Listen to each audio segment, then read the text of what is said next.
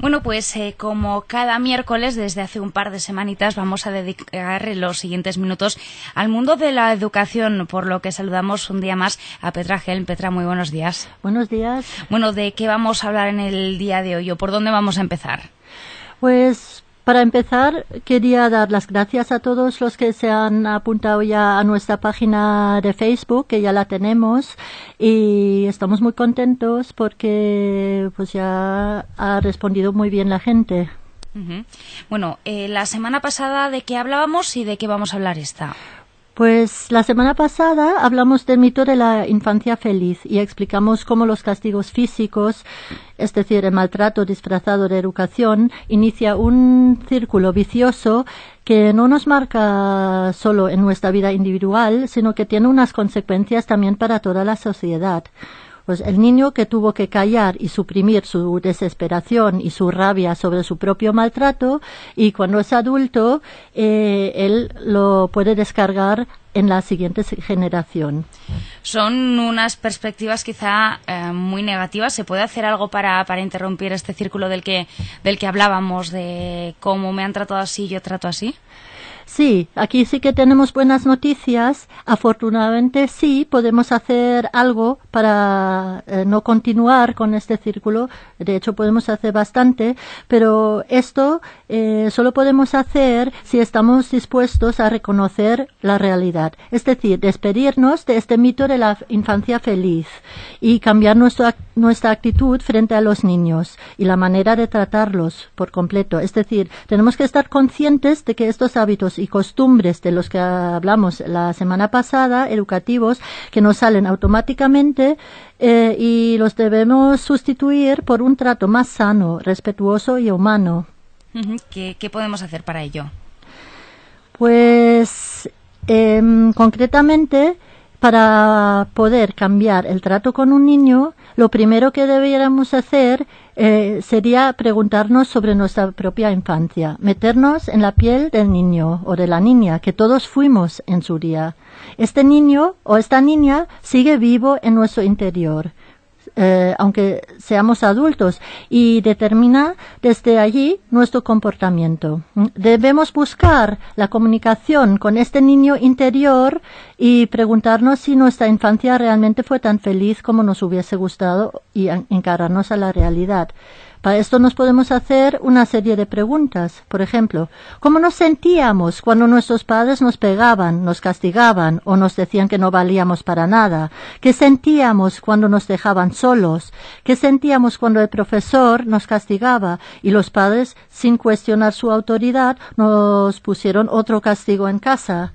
O cosas tan diarias como que sentíamos cuando nos obligaban a darle un beso a esta tía que nos caía tan mal, o cuando nos obligaban a comernos estas verduras tan sanas pero asquerosas.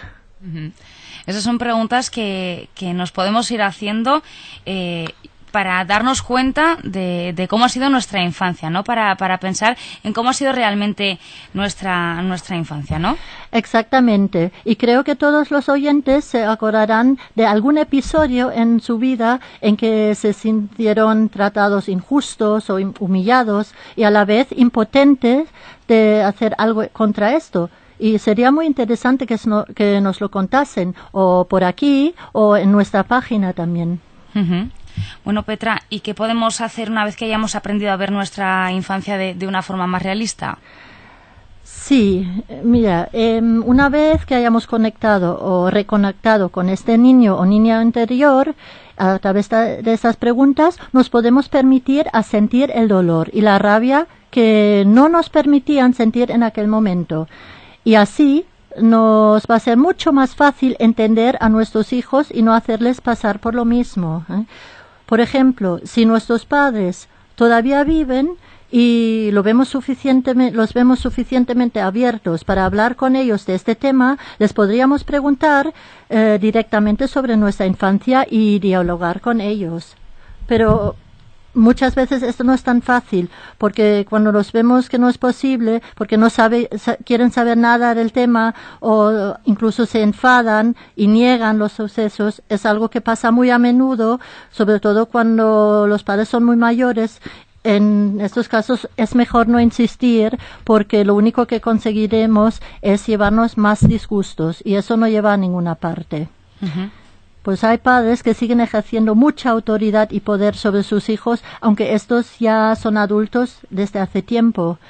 Pero les tenemos que dejar bien claro que hemos aprendido algo y no estamos dispuestos a someternos a un trato que nos hace sentir mal. Del niño sí que dependíamos de los padres, pero ya no, y por fin podemos manifestar libremente y sin miedo nuestras propias necesidades y vivir como a nosotros nos parece bien, les guste o no. Y sobre todo tampoco les permitamos que traten a nuestros hijos de una manera que a nosotros no nos parece adecuada y no nos permitamos que les peguen. Si no lo entienden, pues no son las personas adecuadas para cuidar a un niño, independientemente de que sean sus abuelos, sus tíos o no. Debemos dejar bien claro a cualquier familiar o amigo que en nuestra casa pues no se trata, no se pega a los niños, se les trata con respeto y esto lo esperamos de todo el mundo que entra en relación con ellos. Uh-huh. Lo esperamos de todo el mundo y, por supuesto, por ejemplo, lo esperamos también de los profesionales, de los docentes. Algo que se cuestiona mucha gente es que qué se puede hacer, ¿no? Cuando no te parece adecuada la forma en la que están educando a tu hijo, ¿qué se puede realizar? Sí, pues lo vemos muchas veces en la escuela cuando no estamos de acuerdo con la forma en que un profesor, una profesora trata a nuestros hijos, a sus alumnos. Y yo creo que no nos debemos conformar con esto simplemente comentarlo en la calle para llegar a la conclusión de todo esto es muy lamentable, pero que no podemos hacer nada. Pues sí, que podemos hacer algo. Tenemos que aprender que podemos hacer algo si dirigimos nuestras dudas y críticas hasta las personas directamente implicadas. Porque si confiamos a nuestros hijos durante muchas horas del día al cuidado de otras personas, que sean profesores o cuidadores, tenemos el derecho de que los traten con respeto. No tenemos que aguantar que un profesor les grite, les ponga en ridículo delante de sus compañeros o los menosprecie, cosas que desgraciadamente siguen pasando. Y sobre todo que creamos a nuestros hijos cuando nos cuentan estas historias. Los niños no se suelen inventar el maltrato, suelen tener un sentido de justicia bastante sano y cuentan con su apoyo para que cuando lo necesitan, ¿eh? Y somos como padres y madres los que mejor conocemos a ellos y debemos defenderlos cuando pensamos que no reciben el trato adecuado. Entonces, si nuestro hijo nos cuenta que se siente tratado no correctamente por un profesor, vayamos a hablar con él o a ella, si es posible, junto con nuestro hijo, depende de la edad del hijo también, y aclaremos la situación. No nos callemos por miedo o falso respeto. Lo mismo pasa, por ejemplo, con los médicos, tenemos este miedo de hablar con un profesional que hemos aprendido que es una autoridad.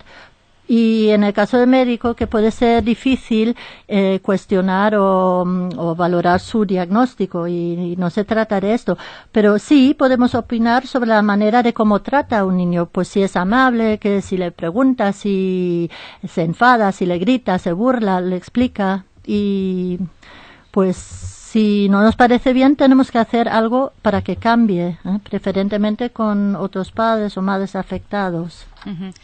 Petra, durante estas sesiones de las que hablamos de educación, también queremos dar soluciones a los problemas que puedan surgir. Por ejemplo, alguien que nos esté escuchando y que esté educando a sus hijos según lo que podemos denominar la vieja escuela y que ahora se dé cuenta de que quiere cambiarlo, de que quiere pues acompañar en la educación a su hijo en vez de educarlo como se hacía años atrás. ¿Qué puede hacer? Sí. Es difícil de cambiar estos paradigmas, pero no es imposible y tampoco es tan difícil. Cuando un niño es muy pequeño, pues simplemente podemos poco a poco irnos dando cuenta de nuestros hábitos e ir cambiándolos poco a poco. Por ejemplo, cada vez que surja una situación conflictiva que hasta ahora rápidamente hemos solucionado con un golpe en el culo o en las manos, podríamos aprender a controlar este impulso y resolver la situación de otra manera, mediante el diálogo. Incluso a un niño pequeño se pueden explicar las cosas y, por supuesto, siempre en un tono amable y con paciencia. Nos tenemos que meter en la piel del niño, intentando sentir cómo él o ella se siente en esta situación. Y si no nos sale a la primera, lo que nos va a pasar, no nos desesperemos, que sigamos practicando. Cada paso que conseguimos en el camino para cambiar nuestros hábitos autoritarios es un éxito. E incluso si al principio se nos escapa la mano alguna vez, siempre podemos y debemos pedir perdón al niño por ello y procurar que no vuelva a pasar, por supuesto. Y cuando los niños son más grandes, ya podemos hablar con ellos abiertamente y pedirles perdón por la manera que les hemos tratado hasta ahora. Les podemos explicar, por ejemplo, que lo hacíamos porque cuando éramos pequeños era lo normal, pero que ahora sabemos que no es justo y que queremos cambiar.